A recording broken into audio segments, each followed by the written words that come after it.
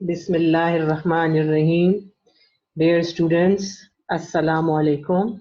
Hope you all fine.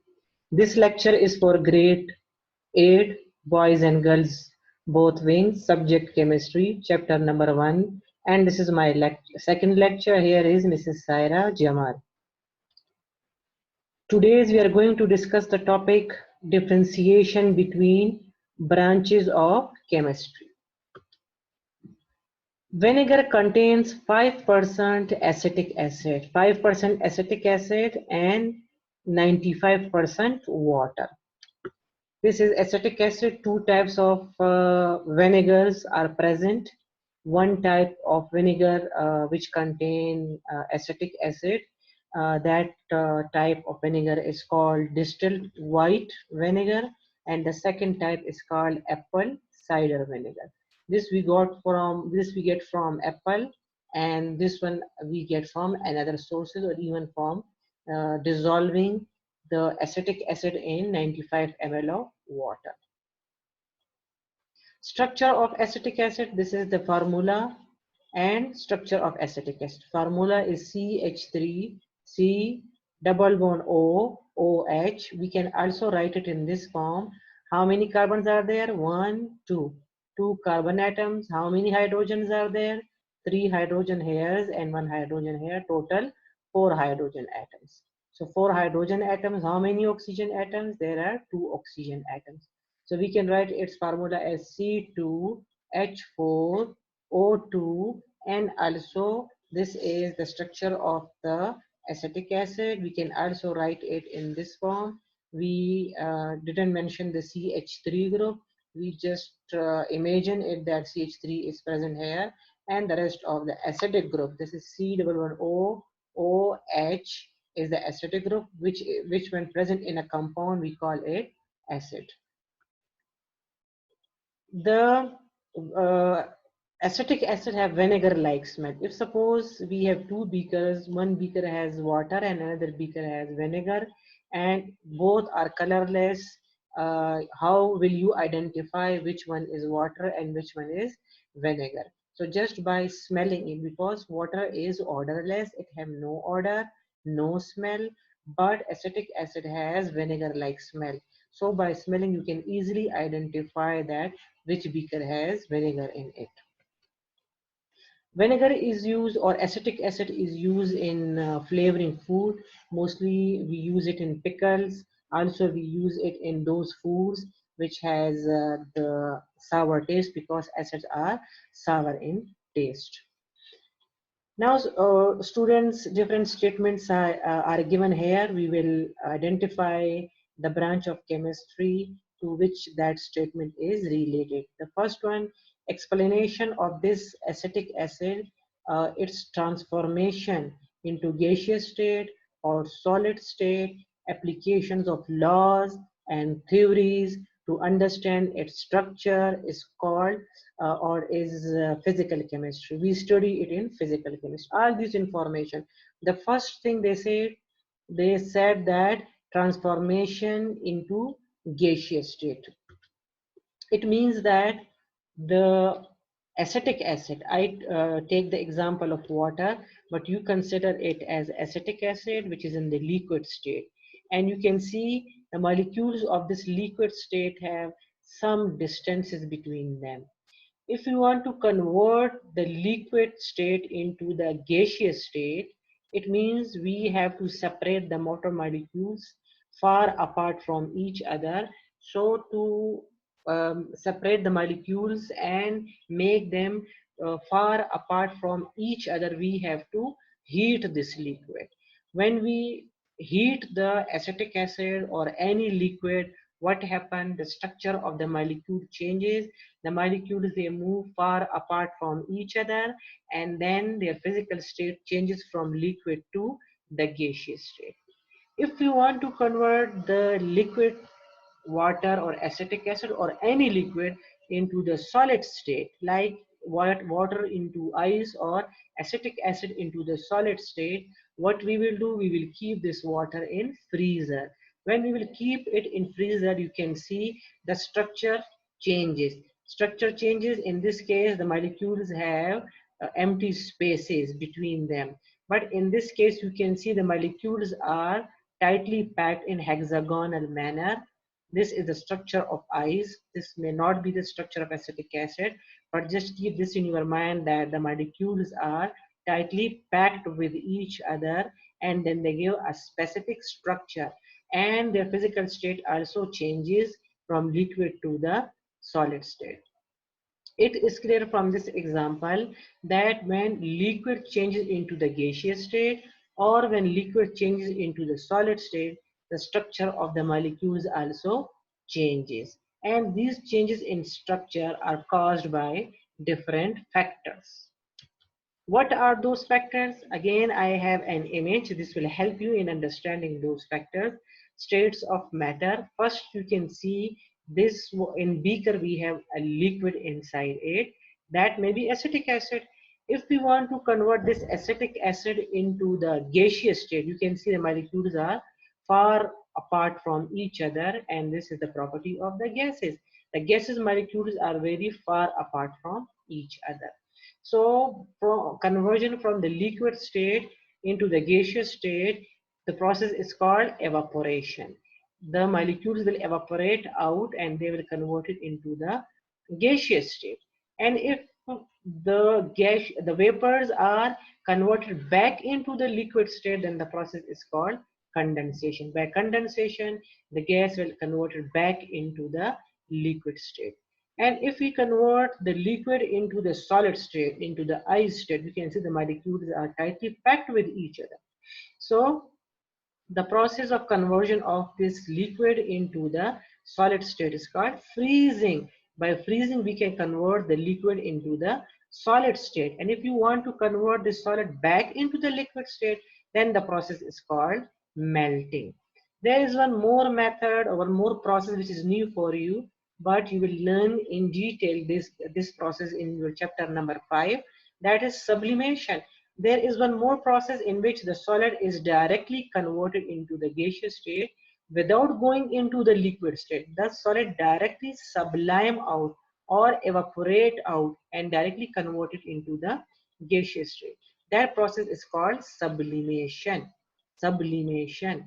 And conversion of gas back into the solid state is called deposition. So these are 6 important processes which convert one physical state into another physical states. And you can see not only the physical states are changes, but the structure of the molecules also changes.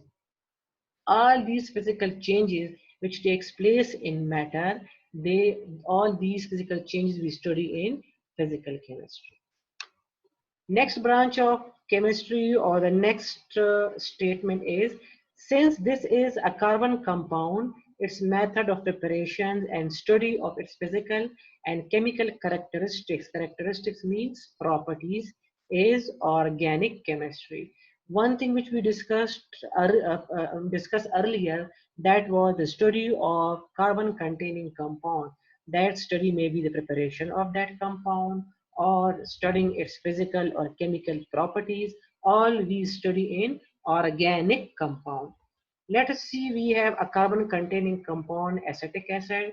This acetic acid contains 2 carbon atoms. So the study of this acetic acid, as it contains carbon, it is a carbon containing compound. So this is a subject of organic chemistry. Physical properties of acetic acid mean what is the boiling point of acetic acid, what is the melting point of acetic acid, either it is dangerous or not dangerous, corrosive mean dangerous or not dangerous for the skin or for the metals.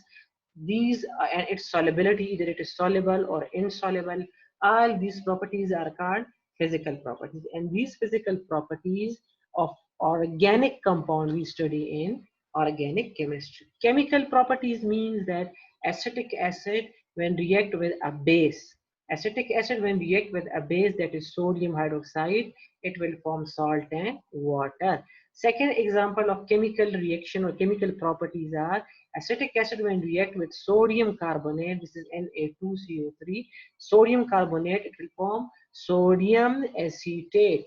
So sodium acetate is again a salt. These are the chemical properties of an organic compound. Organic compound means carbon containing compound. So all the chemical properties or the physical properties of an organic compound is called organic chemistry. But the study of its component elements, like acetic acid is made up of elements. What are those elements? Those elements are carbon, hydrogen, and oxygen.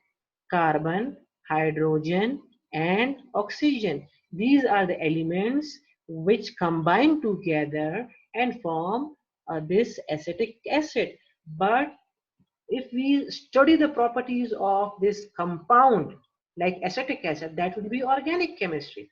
But if we study each element separately or individually, that will be the branch which is called inorganic chemistry, because this is a branch of chemistry which deals with elements, individual elements, separate elements, and their compounds. And if they form those compounds which are not carbon containing compound, then we call it inorganic chemistry. There are some compounds which contain carbon, but we study them in inorganic chemistry. I told you about these compounds in my previous lecture. Why we study them in inorganic chemistry? Because in most of their properties, they resemble inorganic compounds. These are elements which are present in a table called periodic table. Very important table, and inshallah you will learn about periodic table in your third chapter. Carbon, from which acetic acid is formed, hydrogen, and oxygen. These are all elements which are present in the periodic table, and the properties of all these elements, and when they combine together to form a compound except carbon containing compound, then this branch of chemistry is called inorganic chemistry.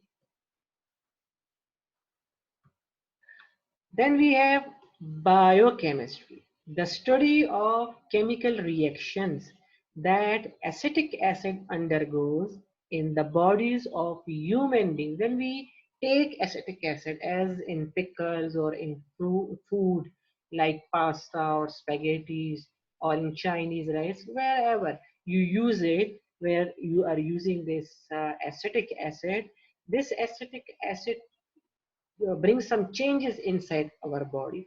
So all those changes we study in biochemistry. You can see here apple cider vinegar health claims.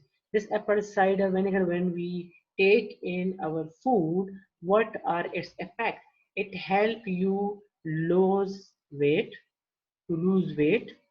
improve your blood cholesterol level, lower your blood sugar, help improve your gut health. Gut means your stomach.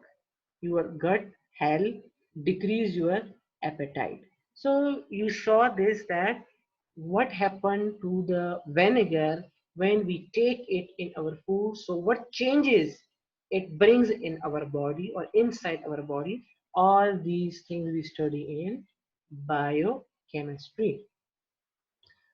Use of technology and ways to obtain acetic acid on the large scale is industrial chemistry. We explained it in the previous lecture that the production of any important compound on large scale. Large scale means in large quantity, in large amount, is called industrial chemistry.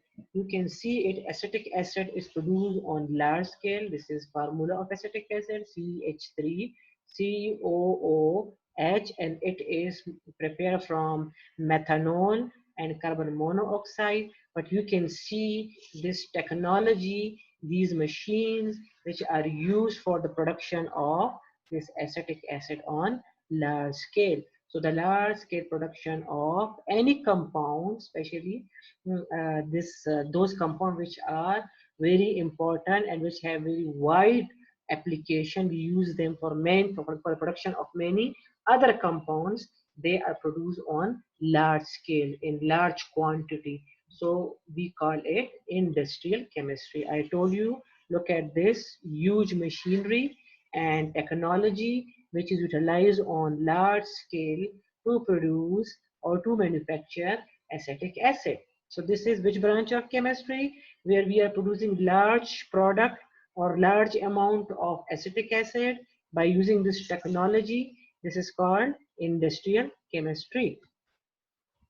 The study of the effect of radioactive radiations or neutron on this compound or its component element is nuclear chemistry. When we pass radiations, I have an example, not of acetic acid, but when helium nuclei, which are called alpha particles, we bombarded it on nitrogen atom, which is a target. You can see that this nitrogen is converted into oxygen atom and hydrogen atom. So you can see that by passing these alpha particles, the nitrogen is converted into oxygen and hydrogen is liberated. That hydrogen which liberate out, you can see it changes the nuclei of this oxygen atom. It converted into oxygen atom. The nuclei of nitrogen get changes due to the bombardment of helium nuclei, and they are converted into oxygen and hydrogen. So all these changes we discussed in nuclear chemistry. The study of any adverse effect of this compound or the compounds that are derived from it. Derived from it means made from it.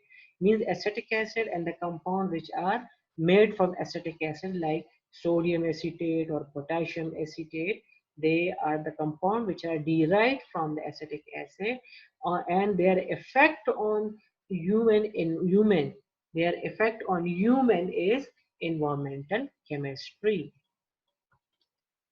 How does acetic acid affect the environment? Environmental effects depend on the concentration and duration of exposure to acetic acid. In high concentration, it can be harmful to plants, animals, and aquatic life.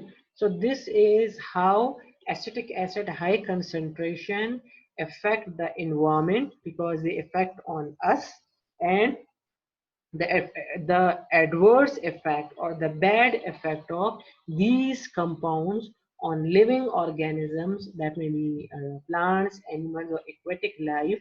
We study all these changes in which branch of chemistry? In environmental chemistry. Next one is about the analytical chemistry. Analytical chemistry, I told you, it comes from analyzing. If you analyze acetic acid, that what is the melting point of acetic acid, what is the boiling point of acetic acid. So we will analyze it in laboratory by performing experiments. We will find out that what is the boiling point, what is the melting point of acetic acid, and secondly we will find out the composition. Composition means that we know that acetic acid is made up of hydrogen, carbon, and oxygen. But what is the percentage of hydrogen in acetic acid? So the scientists, they found that the percentage of hydrogen in acetic acid is 6.714%. Percentage of carbon in acetic acid is 40.001%. The percentage of oxygen in acetic acid is 53.285%. So to find out the composition means which elements are present in acetic acid or from which elements acetic acid is formed. And next thing is that what is the percentage composition, means how much percent each element is present in that compound. So all these things, analyzing melting point, analyzing boiling point of a compound in laboratories, and to find out the percentage composition of all the elements present in a compound by a method or by a technique called combustion analysis. Combustion analysis is actually a process by which the scientists they can find out or they can calculate out the percentage of each element in a compound. Dear student, here we have example 1.1, and this example also they give you some statement and they ask about the relation of these statement to branches of chemistry. The first statement is photosynthesis produce glucose by using glucose and oxygen by using carbon dioxide and water in the presence of chlorophyll and sunlight. You know that students, I told you before, photosynthesis is a process by which plants can prepare their food. And what are plants? Plants are living organisms. So all type of physical or chemical changes which takes place in living organisms, we study them in which branch of chemistry? Yes, in biochemistry. The second statement is plantation helps in overcoming greenhouse effect. Greenhouse effect is related to global warming. Global warming means increase in temperature of globe. Globe means earth. So you know that the temperature of the earth increases day by day due to pollution. So means that global warming or greenhouse effect, it is an environmental issue because global warming has an adverse effect on living organisms. So which branch of chemistry is related to this statement? Yes, environmental chemistry. The third statement is Haber's process. Haber's process is a process by which we can prepare ammonia. Ammonia is very important for the production of fertilizers. Fertilizers are made up of from ammonia. So ammonia are prepared on large scale, means in large quantity. And I told you when you prepare any useful compound on large quantity or on large scale, it means we are preparing it on industrial scale. So this statement is the subject of, yes, industrial chemistry. Fourth statement is ammonia. Ammonia is a colorless gas with pungent, irritating odor, and it is highly soluble in water. It have a foul smell, or that smell is irritating. It will irritate you. Irritating means you will feel irritation in your nose and watery eyes and watery nose. So this means that it is pungent, irritating.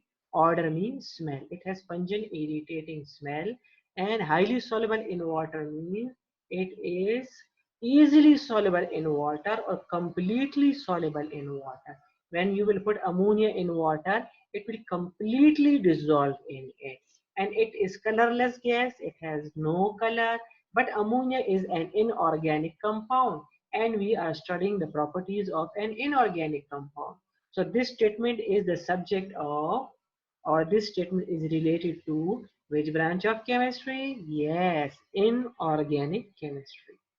A chemist performed an experiment to check the percentage purity of a sample of glucose. Percentage purity means that either that compound is pure or impure or it has some impurities. All those things we can find out by analyzing it. Analyzing it means by performing experiments. We will perform experiment and then we will analyze or we will observe that either that compound is pure or impure. So analysis, experimentation, all these things are, or all these steps are the subjects of analytical chemistry. 6 point, an analyst determines that nitrogen dioxide is responsible for acid rain. Again, acid rain is an environmental problem. So this is related to environmental chemistry. Chlorofluorocarbon compounds are responsible for the depletion of ozone layer. Depletion of ozone layer means hole in the ozone layer. Hole in the ozone layer will causes the ultraviolet radiation to reach the earth in in unfiltered form. Those unfiltered ultraviolet radiation causes many health problems. So as depletion of ozone layer again has an adverse or bad effect on us, on living organism. So this is again related to environmental chemistry.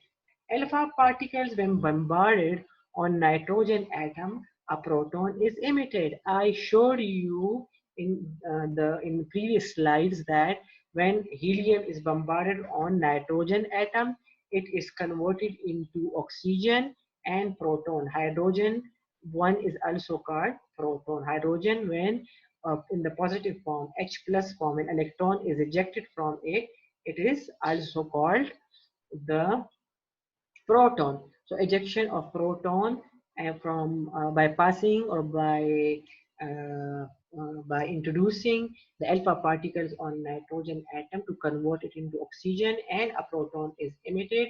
So change in the nucleus of nitrogen takes place. This change in the nucleus of nitrogen, we study it in the nuclear chemistry. Students, the answers of these statements are also mentioned here. You can see the answer. Now we have this image. You can see in this image, which is the Haber process. Haber process means production of ammonia on large scale, or large scale production of ammonia by Haber process. Again, you can see that we use nitrogen gas and we use hydrogen gas for the production of ammonia. So, but you can see this technology and these machineries which we are used on large scale for the production of ammonia. Again, it is an industrial process because we are preparing ammonia on large scale. Next, which I told you about, is the acid rain. Acid rain, you can see that acid rain damage the forest. Forests are living organisms because they are plants. Forests are destroyed by the acid rain. So acid rain again is an environmental issue because acid rain has an adverse or bad effect on human life. Dear students, exercise self-assessment exercise 1.1. 1.1 is there are certain statements, and these statements are mentioned, and you have to identify the branch of chemistry at which it is related, to which branch of chemistry these statements are related.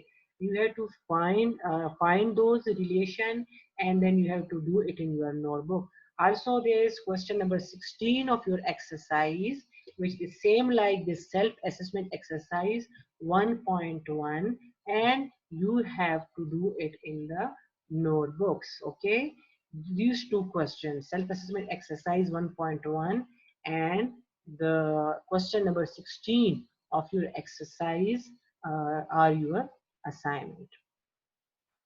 Society, technology and science. Dear students, here we have a story. The story is about a scientist, a Greek philosopher whose name was Archimedes.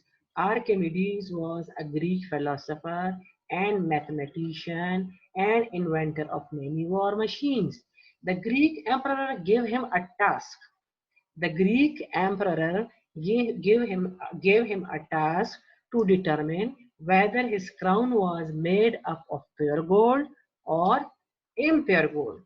You will understand the story with the help of these images. Hiero was the name of that scientist, of the king who gave the task to Archimedes to find out that either his crown is made up of pure gold or not.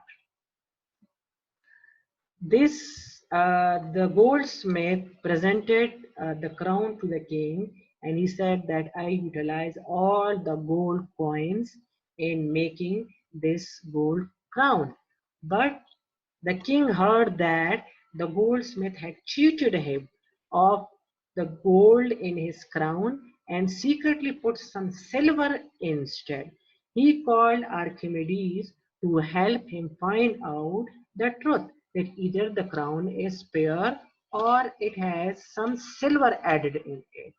Thinking that Archimedes was sitting in the bath or he was taking bath when he found that as he lowered himself into the bath, the water spilled over or the water spilled out from the bathing tub. The more deep he went, the more water spilled over. He had found the solution to Hieros' problem and he was shouting, Eureka, Eureka. Eureka is a Greek word which means I have found it. I have found it. Then he found the solution that by putting this crown in water, the water displaced by that crown, he noted the volume and then he took two jars and in one jar he put the pure gold coins or pure gold and in another jar he put the crown. Here the gray color show that the crown have some silver added in it. That's why it is in the gray form. So in one, both the jars were of same size. Both the jars have same amount of water. In one jar he put it the gold, and in another jar he put it the crown, and he found that the water displaced by the pure gold is more than the water displaced by the crown. So from this he observed that the water displaced by pure gold is greater than the water displaced by the crown. He explained this by this expression. We know that density is equal to mass divided by volume. It means density and volume, they are inversely related to each other, while density and masses are directly related to each other. So as the mass of crown and the mass of pure gold, if they were same, then it means that the density must also be same. But in that time, there was no direct method to find out the density directly. So Archimedes found the density by this indirect method and even the volume by this indirect method. He found that if the mass of, although the mass of crown and the mass of the pure gold coins, they are same, then why the crown displays less water than pure gold? So he concluded that the density of pure gold is greater than the density of gold plus silver. That's why gold plus silver has less density, so less denser thing will displace less water.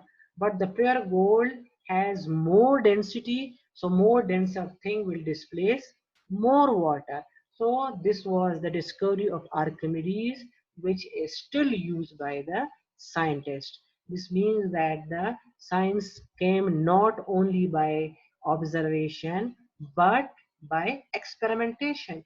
Science developed by experimentation, not only by observations.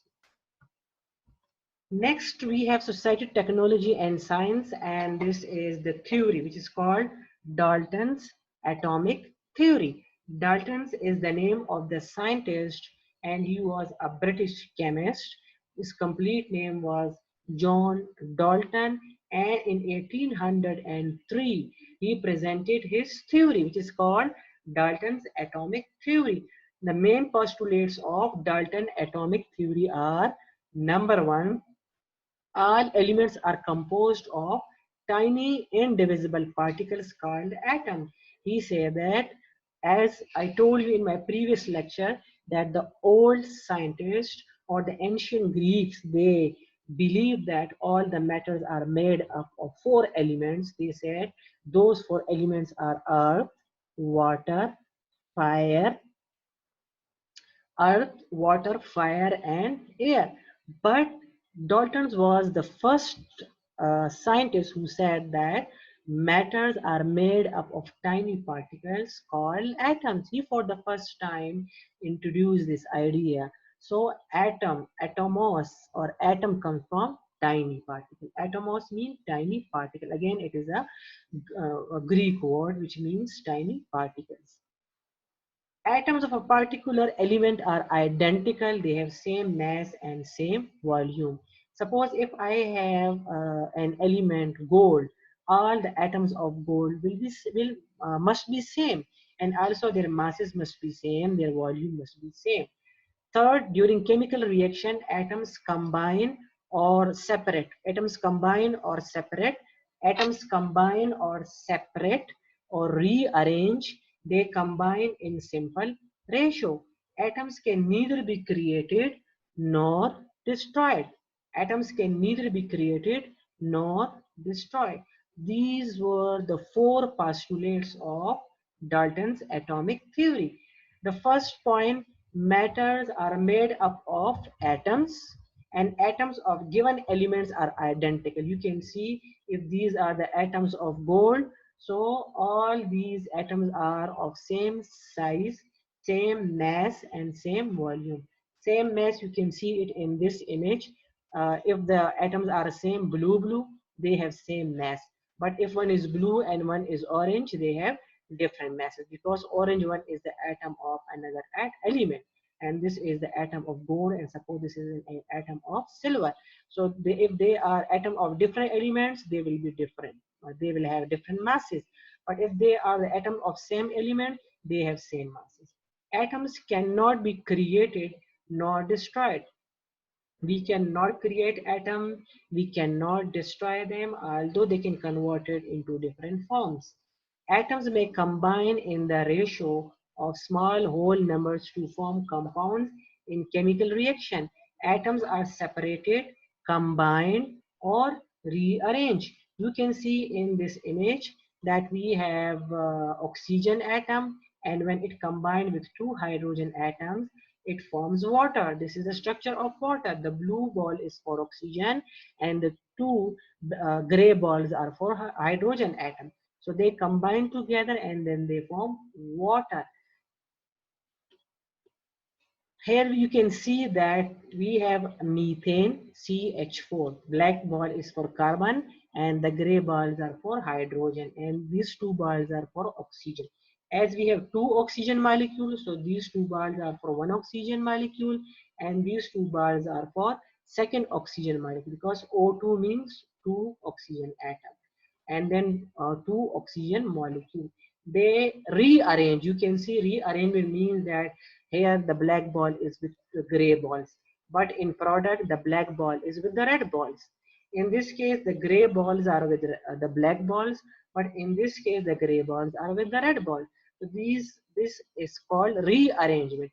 The atoms, they rearrange themselves and then they form different compounds. Like methane, the carbon is converted into carbon dioxide and oxygen is converted into water. So this is called rearrangement of atoms. Law of conservation of mass is presented by Dalton's. What it said, mass is neither created nor destroyed during chemical combination of matter. Sum of masses of the reactant is always equal to the mass of the product.